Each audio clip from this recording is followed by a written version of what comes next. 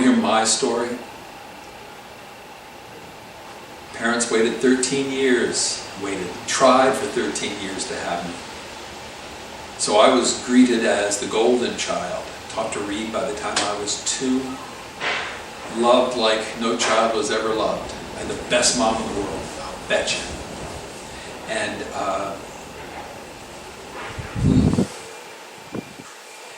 And I was smart and cute and loving family, and got to grow up like a little rich kid in Worcester, Ohio, where my heroes, the Cleveland Browns football players, would come picnic at my house. We lived with these really rich folks whose, I was the lawyer for a lot of the Cleveland Browns football players. And so I had this bizarre experience in my life of always being in the right place at the right time, in a loving environment, even in Worcester, which I later realized did have its own edge of racism going on.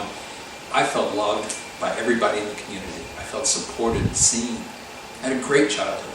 I succeeded early on. I got to a scholarship to Yale and went to Yale University and graduated from one of the great universities in the world.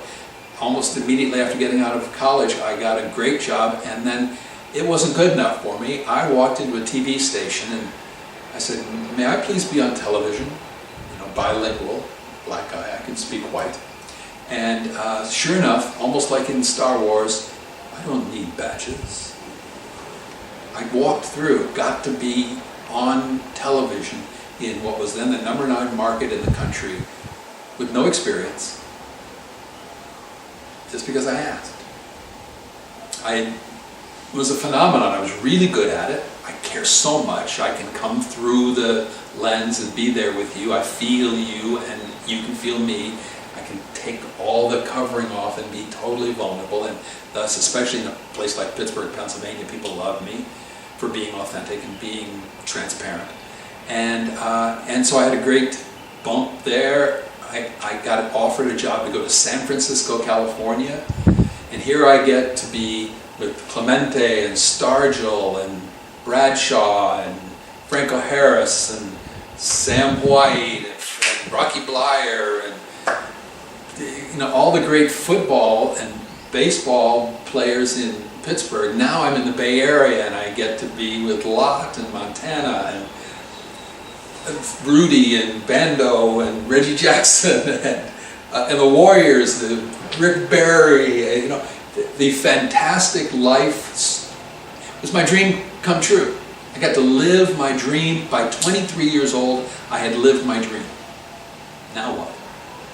Well, I stayed in broadcasting for about 20 years. 10 years doing sports in San Francisco, and then I got a chance because I kind of thought, I don't want to be a sportscaster my whole life. Oh, let me tell you the story of my 10 years then. When I first got out of college, and I'm in Pittsburgh, Pennsylvania, I would go around and anybody who was older, white hair, and had what looked to be presence, I would go up and say, excuse me, I graduated from a great university, but I don't think they taught me everything I need to know. What do you think I need to know that they probably didn't teach me in college? It's a great question to ask people, by the way, if you're a young person. Because people my age especially, love to tell you what they know. And this one fellow said, go home and imagine you're 95 years old and meditate.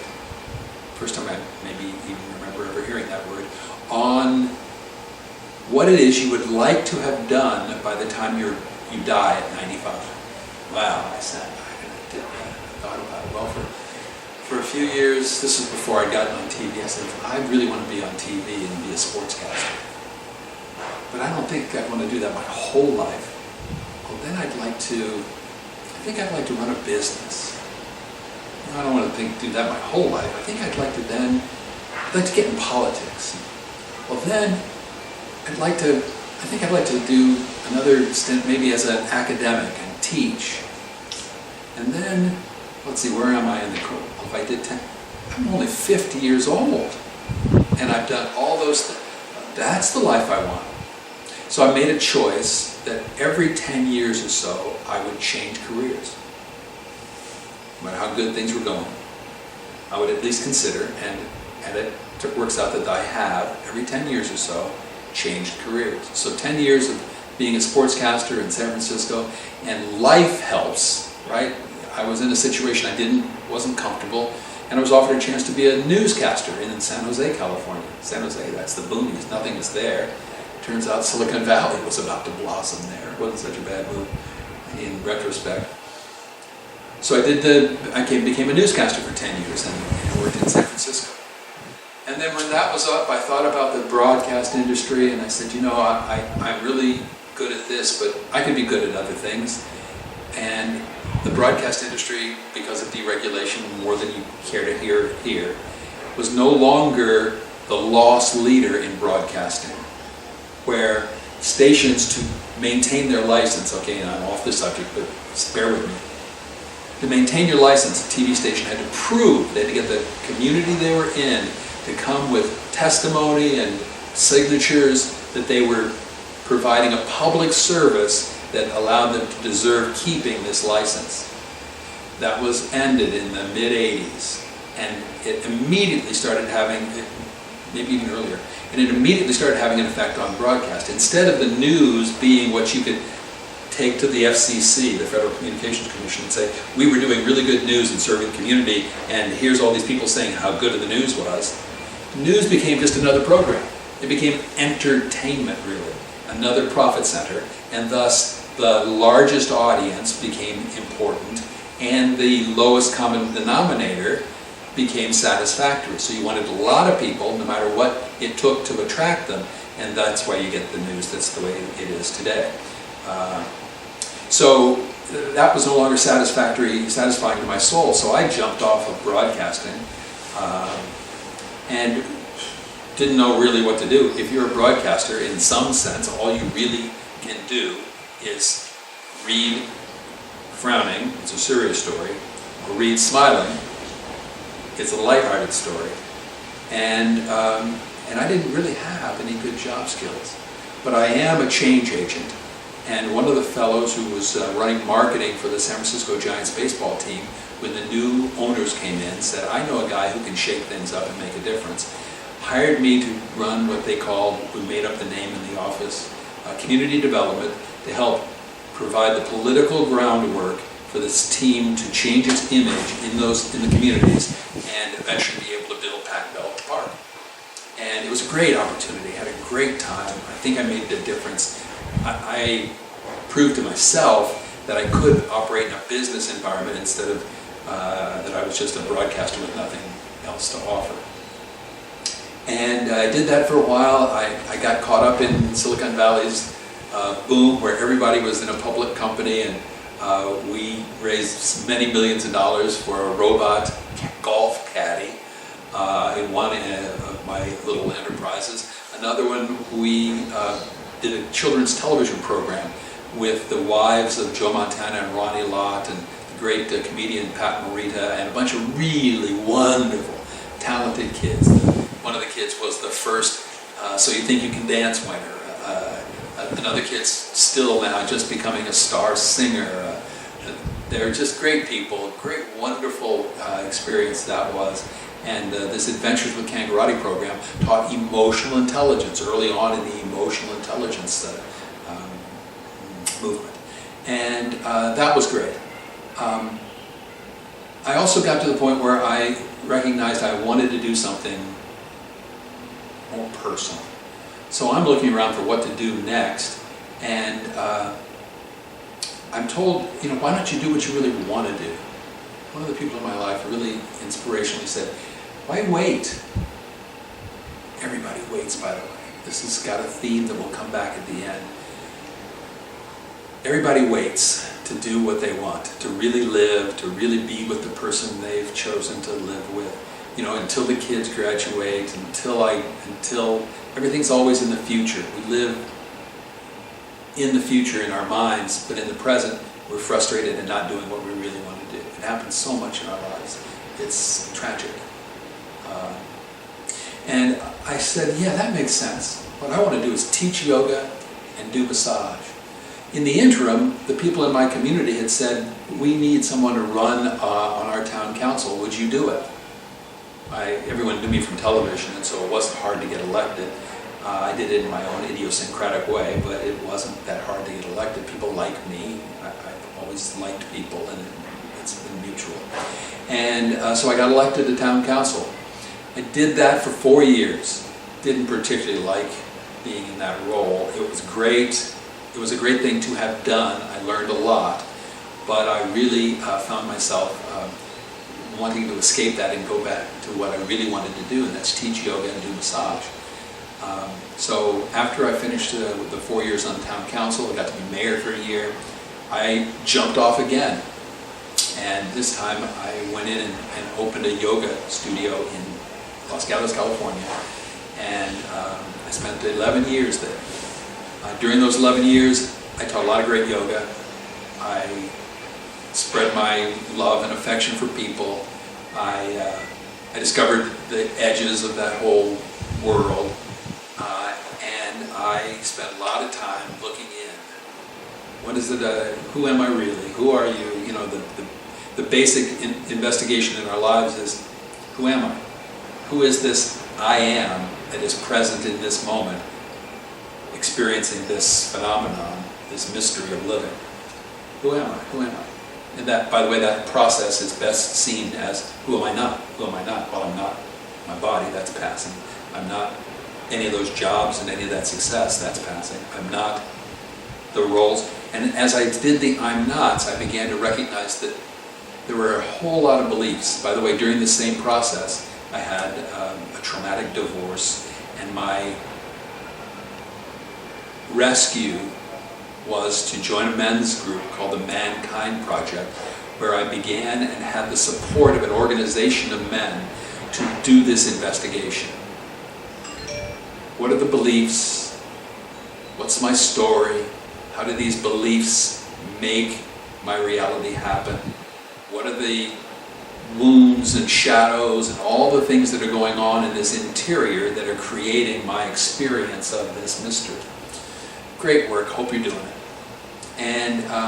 And so that 11 years is really well spent. Sat in a lot of circles with a lot of men, did a lot of trainings with a lot of men where I got to hear the truth, hear what's really going on, how wounded and damaged most of us are by our family of origin, by all the horrible things that are done, sometimes with the best of intentions, to children. So by the time I'm finishing up at the yoga center, I had the mistaken notion that marketing was evil and manipulation, that sales were too painful. I mean, the idea of someone saying no to me, who, I love you, don't you know how much I care? And you could say no to what I want to sell you, it was just too painful. I was like a child in my emotional makeup. And I didn't have any interest in or use for any of the other back office accounting, certainly none of the marketing, branding, or any of those ways in which you actually have to run a business. I didn't have a clue. And so I was running a business that was really a wonderful product, but I had no business around it. And I had no business being in business. So by the time I met Olga, and by the way, I would have married Olga much sooner if she'd just been alive. But the first time I got married, she wasn't even alive yet. And the second time I got married, I was probably still in school, grade school, maybe high school. And so the meeting her changed everything. She's an incredible woman, incredible woman, fiery, powerful. I have to admit, not many people I'll admit this about. She's really smarter than I am. And so I was overwhelmed. It was just 2 weeks after we first met that we both realized this is the person. And she brought a beautiful little red box to a date 2 weeks after we met. And I opened the box and there were 2 pieces of paper inside. One I opened and it said, I love you. Oh, that's so sweet, baby, I love you too. And I opened the second piece of paper, unfolded, and it said, yes. Yes. What's this? She says, it's the answer to any important question you ask me. Whoa. this gal was more powerful in energy than I could at all both resist or even anticipate. She basically put me in a position where I asked her to marry me on that spot, and it was a great, great thing. She has, in many ways, more masculine energy than I do. I have at least as much feminine energy as she does. We have an unusual relationship in which I'm quite comfortable having been in charge, had control. I have become, let's say, quite comfortable in letting her be a lead, which she really wants and needs. She's the story of the great woman who lives in a world where men are supposed to be in control. Well, she's finally found a man who is quite comfortable in letting her have control. And certainly in all of our business matters, she knows what she's doing. She's been a marketing expert for years. She really cares about this stuff. And so she brought a way of looking at the world, and she has an intensity that got me to face that I had pushed away very important skills and understandings that are required to run a business. It wasn't long after we got together and got married, 6 weeks or so after we met, that it became clear that it wasn't going to work the way we were currently doing things. She was working as an executive, big deal, but it was eating her alive. You know, that world, Silicon Valley especially, is a 40, 60, 80-hour work week. No time for yourself, all this hassle. People are under such pressure, they're so overloaded. Every day, the business is asking you to do more with less, do more with less, do more with less. Give more time, give more time. It's just insane. It's part of the wage-slave mentality gone crazy. There's enough money, there's total justification for giving up everything because I'm going to get the big score, have the big money, be able to retire. Because the whole urge, again, is this futurist thinking. Because everybody wants to make enough money that they can turn around and say F you to the world. Well, they're saying F you to the world the whole time, to their own world, to their own self.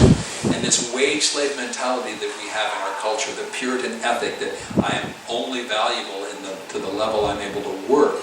Yeah, I want to contribute, but I want to have a balanced life where I have time to take a nap in the afternoon. I have time to come home and make love with my wife. I have time to be with my children. I have time to be with my friends. I have time to cook a meal. I have time to live my life, not dedicate my entire life to giving my work to someone who's going to take an inordinate amount of it, has the power to fire me with saying 2 words, you're fired.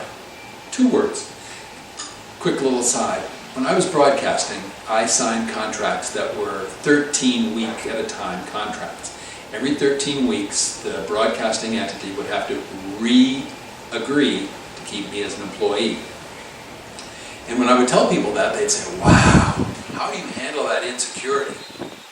And I used to take everything personally, and so I would kind of, what do you mean, insecurity?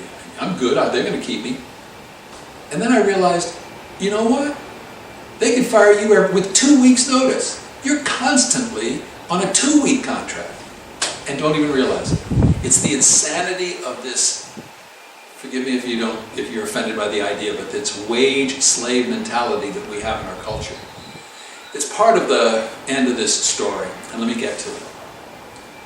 Olga and I discover that we want to work together, that her working a job that's burning her out, me working at a yoga center that is not really making us very much money because I failed to make it, treat it like a business, wasn't the life that was going to work for us. So we said, well, let's create one that will. Let's consciously choose what to do.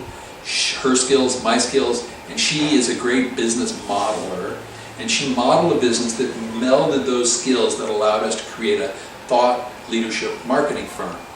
And very quickly we started making money. My skills, her skills, it was beautiful. And yet we discovered that in many cases, this what's going on inside the people we were working with was more important and more interesting for us. She's always been a healer. I've always been a healer at heart. And that working with people to help them feel better about themselves, learn more about their interiority, let that learning help them guide themselves in how they wanted to run their business, what their business really was more valuable in many ways. This, what's the premise I'm operating under, what are my beliefs, what are my patterns, was more interesting than the actual tactical matters of how to run the business, or even applying all of the wonderful sciences of marketing, or even writing about, in my case I love to write, about the aspects of their business. So we started this second business of executive coaching that has been really very satisfying and fulfilling. So as we've done this, we noticed how it changed our lives. We worked together, don't tell anybody, but in our pajamas lots of days. We never are commuters from here to there. We're together 24/7 and happy about it. We have all the time in the world to talk, touch, learn each other, support each other under pressure, comfort each other at times that we think we need it. It's such a rich, rich life to work together as a couple that we began looking at the landscape and all the people who are frustrated and all the people who are stuck in jobs that they don't love, all the people who are recognizing the degree to which the systems that we're living under are reflective of a different era. The monetary system is reflective of a different era. The education system is still, these things are vestiges. They aren't broken. They are no longer, they're no longer the right systems to use for the issues and the problems of our current era. Technology could provide us with so much. If governments weren't spending money, especially the United States government, forgive me for getting too political, if there was a way for governments to spend their money on what people actually need and apply the technologies we currently have, and this was true in the 50s, to providing people with their needs, we wouldn't have to work the way we do. The monetary system was different. We wouldn't have this debt-based way of being. So we want to be part of a revolution. We want to be part of this revolution that will help people have lives of satisfaction, couples be able to spend their time building their love rather than trying to find a minute a day to be in love. For people to have what they need in their lives, to live closer to the earth and yet going to the stars and with their dreams, to have time to be creative. All of these possibilities are wrapped up in this idea that couples come together and break out of the wage-slave mentality, break out of the patterning that says that you can't be happy, you have to work for a job, the only way to make money is to have a job, the only way to get by is for him to go to work there and her to go to work there, whether it's in the home or otherwise. It's a different world, and it's time we did what we want to do, what we need to do, what our souls are crying out to do, rather than spend our time living in the past, in somebody else's dream. What we're going to offer you here is our example, our insight, and be part of, hopefully, you getting to live your dream now, not waiting till you retire, not waiting till you've made the fortune and done your public offering, but now you can start to live the life you've dreamt of. And ideally, with, hand in hand, the person you chose to live the rest of your life with.